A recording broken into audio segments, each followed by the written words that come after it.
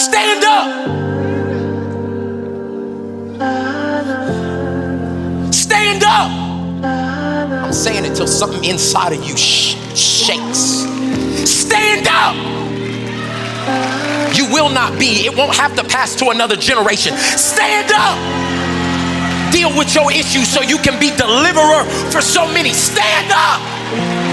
I feel this thing. Be everything God called you to be. Stand up. Take up your space. Somebody shout at me, stand up. He's commanding you, stand up. Can we be honest? I've protected your heart, I've protected your soul. But don't give me another year of excuses of why you can't be the leader that I've called you to be. Stand up. I don't need to know all of the reasons why.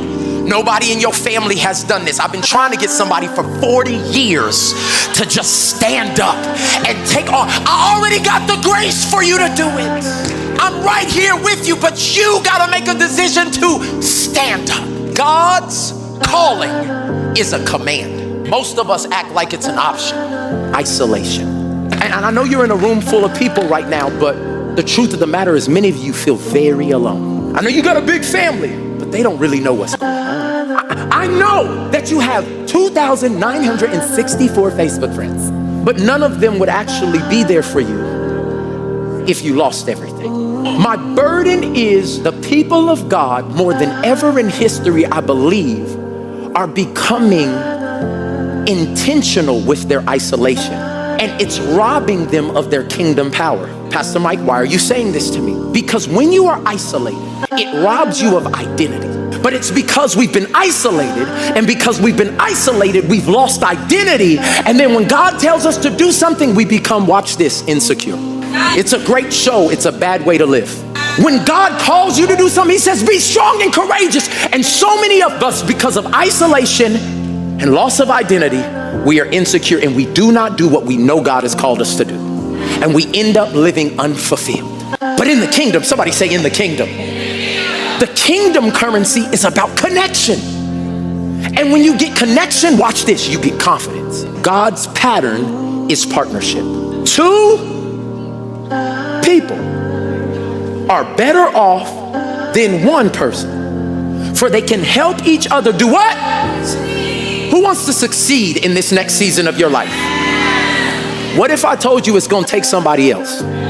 If one person falls, the other can reach out and help. But someone who falls alone is in real trouble. A person standing alone, watch this, can be attacked and defeated. This is not just spiritual, this is natural animalistic law. If a predator is going to go after someone, who does he go after in the bunch? Not just the weak one, the isolated one. Jesus told him, stand up, pick up your mat, and walk. He will ask you, do you want to be made whole? God, I can't because, Cool, stand up, pick up your mat, walk. Stand up, pastor this church, read your Bible, lead a generation to me. I'm telling my own testimony right now. God will ignore your explanation to call you into something. You either stand up in your calling or sit in your can't. I will take up my space. I will have dominion. I will be everything God told me to be. I'm going to be an ambassador of the kingdom on this earth, whether it's in education, special needs, government, music. I'm gonna do everything God called me to do.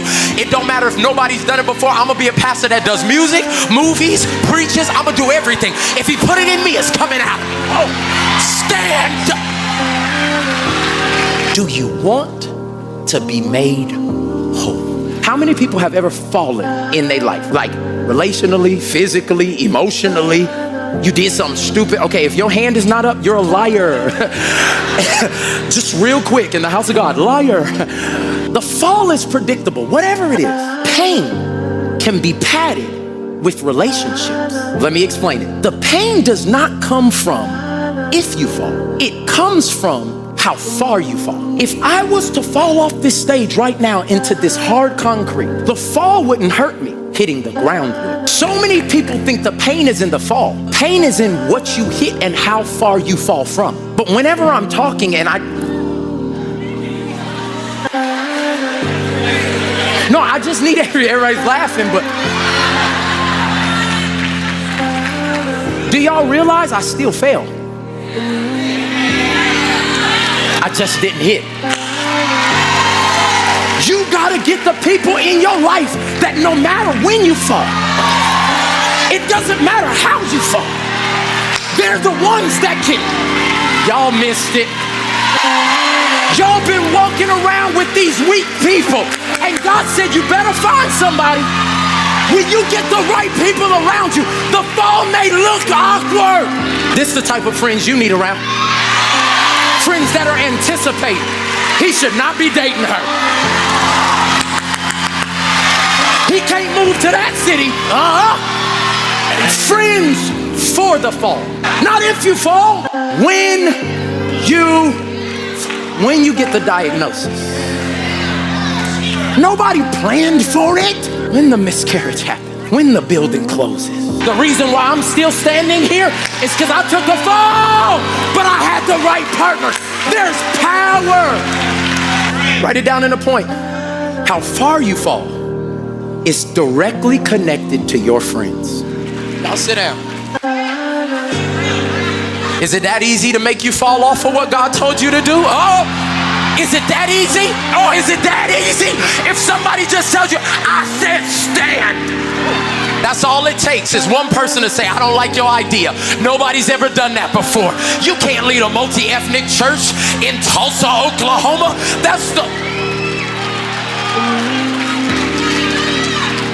Shout at me one more time, stand up. I really feel like God asked this man that question, do you want to be made whole? Because he knew what was next. Anytime God comes to you and say, hey, do you actually want to walk in freedom? Do you want to be everything I've called you to be? It's not because he's trying to play you, he's trying to prepare you. He knew what was next for this man. I want you to imagine Jesus strolling up.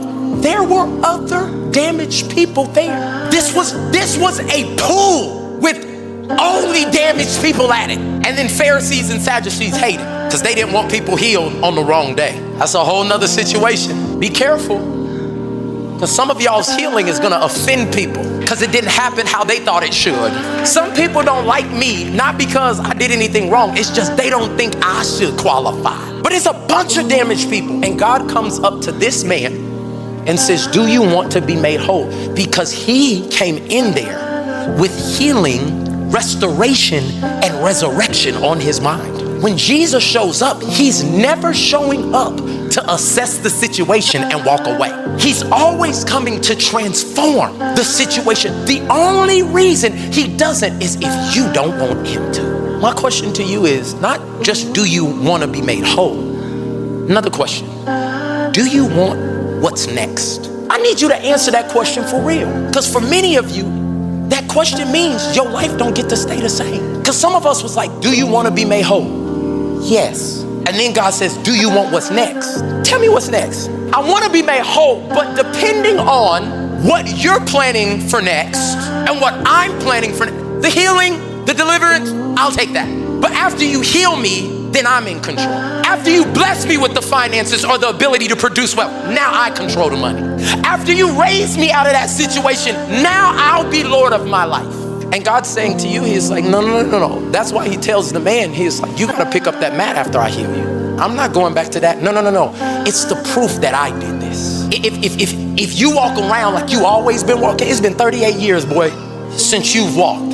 And people who just meet you will think you've walked all 38 years. People think you've always been a good business person. They don't know you went bankrupt twice. People see you in this marriage and always think that you was a purity, but you was a playboy. People always have thought you were a woman of worship. You was a hoe. Now you're judging people.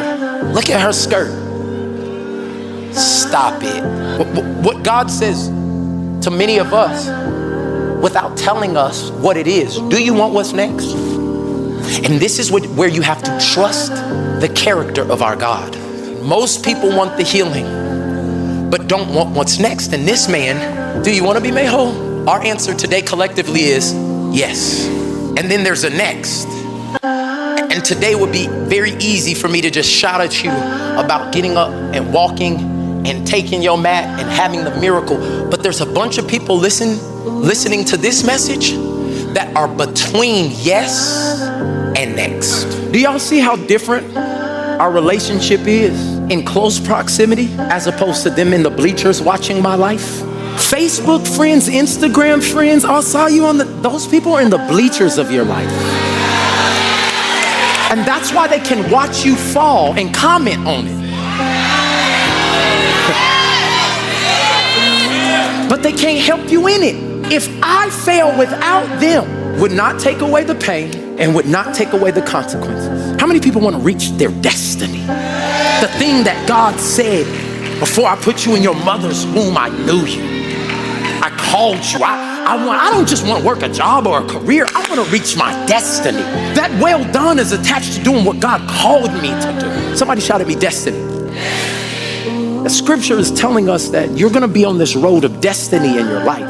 And there's destiny, then there's disaster. And all of us think we're going towards destiny. But a lot of times, cares of life get us discouraged. And with one decision, we turn away from what we know is right, what we know we worked hard for, what we prayed for.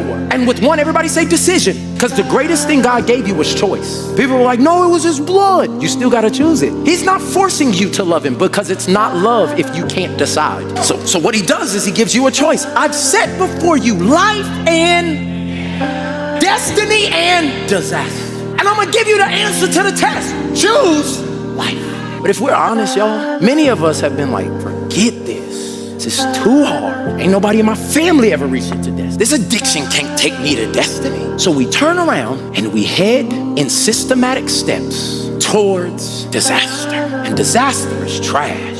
Sleeping with 4 and 5 people every week, still lonely. Got that paper, no peace. I'm significant, but you've lost sensitivity. And the only thing sometimes, I'm just submitting sometimes, the only thing that can stand between you going towards your destiny and making a decision to go towards disaster is the right partner. Part of us having partners is they get in the way when we want to do wrong. I know everybody in here religious and you and Jesus, that's all you need. But that's not all Jesus needed. If anybody, it could have been just on their own, doing their own thing. But he decided, and this is what I found, that there's 3 reasons why people go towards disaster. It's not all of them, but it's the main ones. These are the reasons. Number 1, write it down, because some of y'all in this category. A lot of people turn away from their destiny and go towards disaster because you just wildin'. Oh, you thought it was gonna be something profound and deep. You have made a partnership with the devil. You are willingly waking up every day, listening to music you know ain't gonna make you a man of God. And many of us are just wilding. When I start wilding, but all of us can have a moment of wilding. My question is, who's in your way? No, it's my birthday though. Who the friend? Like, don't, it's not worth it. Zip it back up, okay. And some of y'all have nobody in the way. It's my birthday. By that time, get out of my way, because you know I don't have no friends.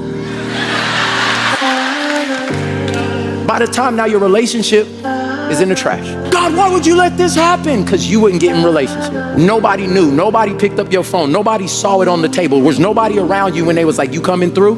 Who is this? Some of y'all need to take the locks off your phone, because everything you looking at ain't leading you to destiny. You wildin'. You check the shade room every morning. I'm not saying that you don't gotta know what's, but the first thing you let into your spirit, you wildin'. Let me give you another reason, because everybody ain't wildin'. Some people, watch this, are wounded.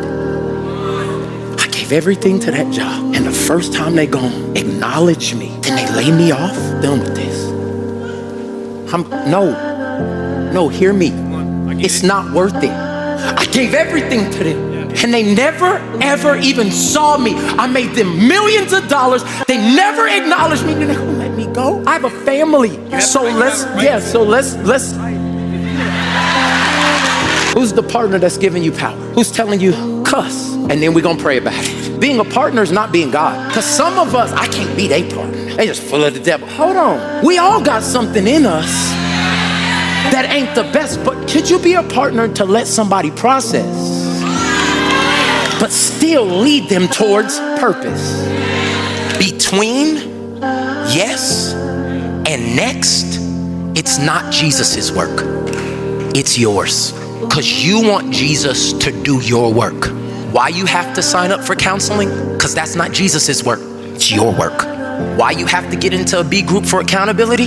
It's your work. This man had to, what is in between yes and next? Watch this, your faith. We just got to standing and picking up our mat. You haven't even seen us walk yet. We got our testimony, but baby, the dominion steps that we about to take, the territory that we're about to leave our footprint in, if somebody got crazy faith to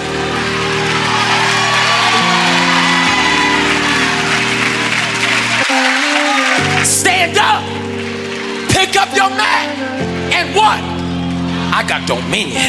I got dominion. I got dominion. Everywhere your feet will trod.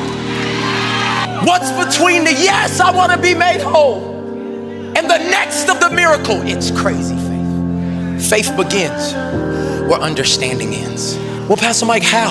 I was talking to my friend and trainer, and God's been speaking to him, and he said, bro, I keep getting stuck on the how. I know God says some stuff, but I keep getting stuck on the how. I said, God never asked you to come up with the how. He's already got the how. Do you have faith to obey what he says to do? Temptation comes from our own desires.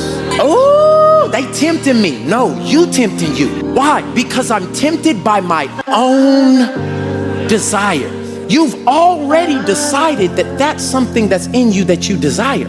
So I need you to hear me. Temptation comes from our own desires, which, watch the progression, entice us and drag us away from what? Purpose.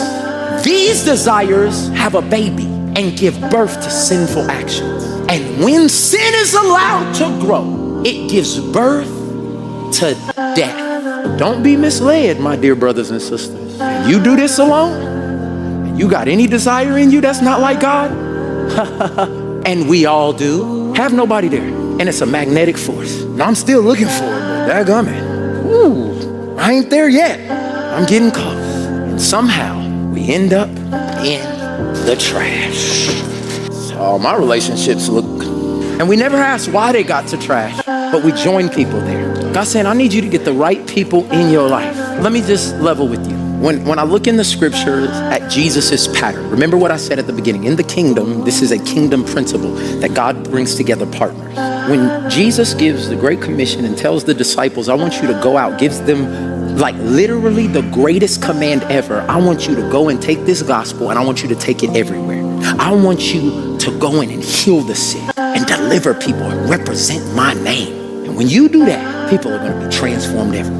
All I'm asking everybody is to embrace this thought that God desires for me and you and us to never be alone. Well, Pastor Mike, that's risky. Love is. Well, I've been hurt before. There's nobody in the world that hasn't. But it's better to have lived and actually loved than not loved at all. I'm asking everybody who feels like relationally, a lot of your relationships, romantic, business, even in your social life, it's in the trash. I'm asking you just to ask God for the desire to try again. Oh, this first Sunday, I don't want, Lord, give me the relationship. Just ask him for the desire. I've been burned before. God, would you please just give me the desire to do it the kingdom way?